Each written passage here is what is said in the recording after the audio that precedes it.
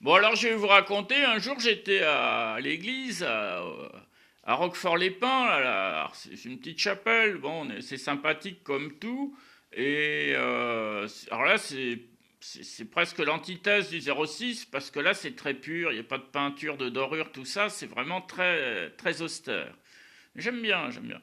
Alors, bon, il y a des peintures bizarres sur les murs, ils peuvent pas les retirer. Peut-être qu'aussi elles sont annonciatrices justement du fameux signe du Messie Matthieu 24-30. Donc j'aimais bien, c'est vrai, j'aimais bien les regarder.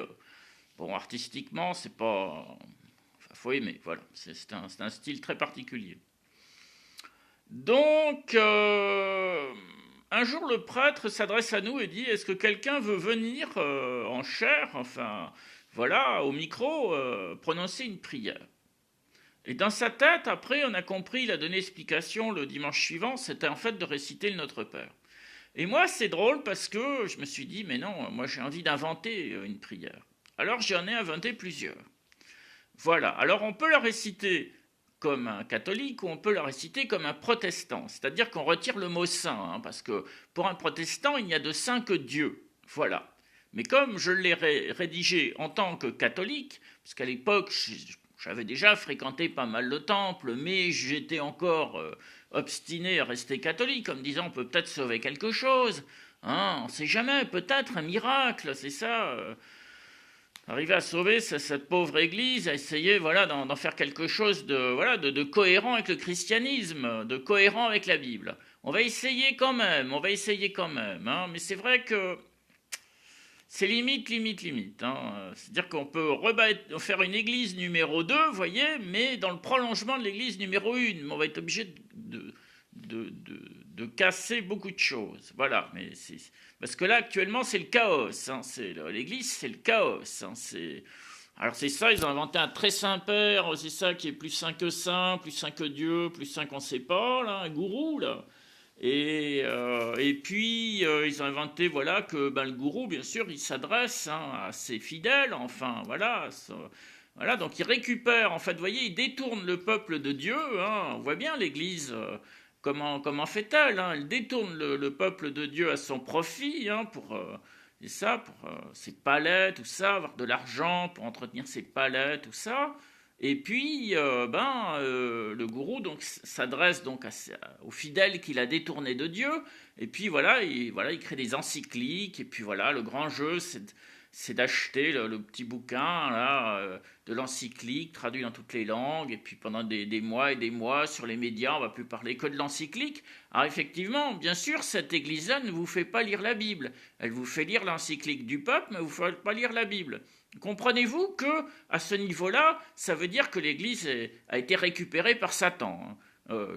Satan est assis sur le trône de Pierre. Hein. Il faut le savoir. Hein. C'est pour ça que je dis oh là là, faut plus y aller, faut plus y aller, faut plus y aller. Parce que là,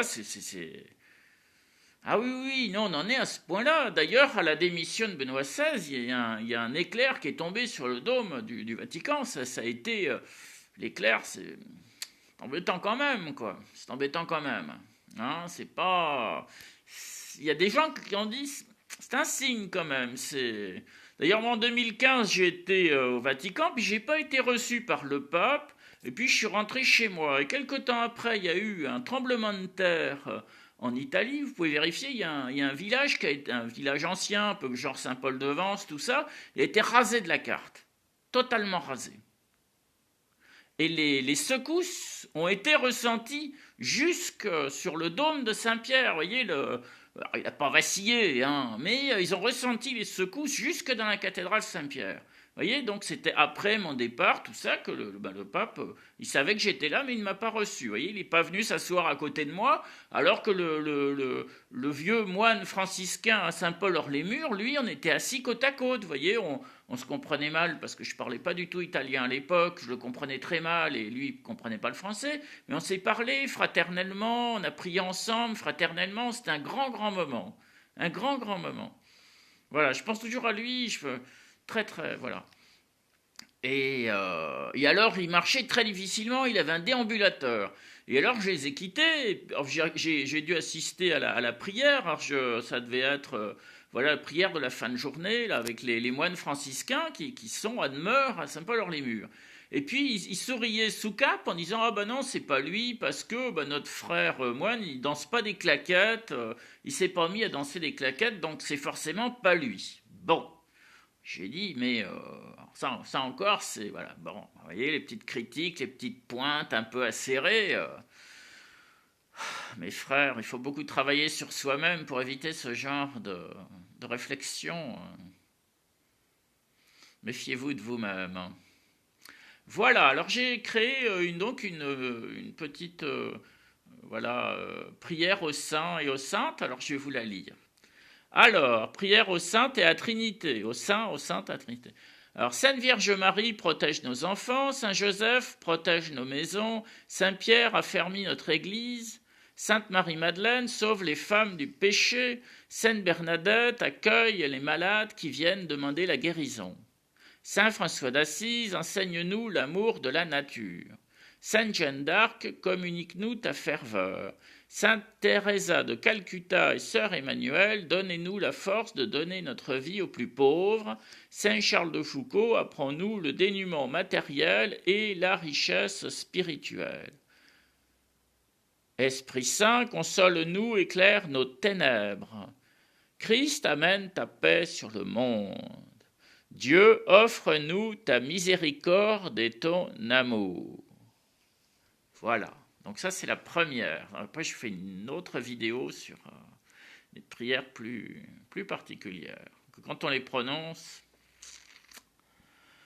la vie n'est plus pareille. François, Dieu vous bénisse.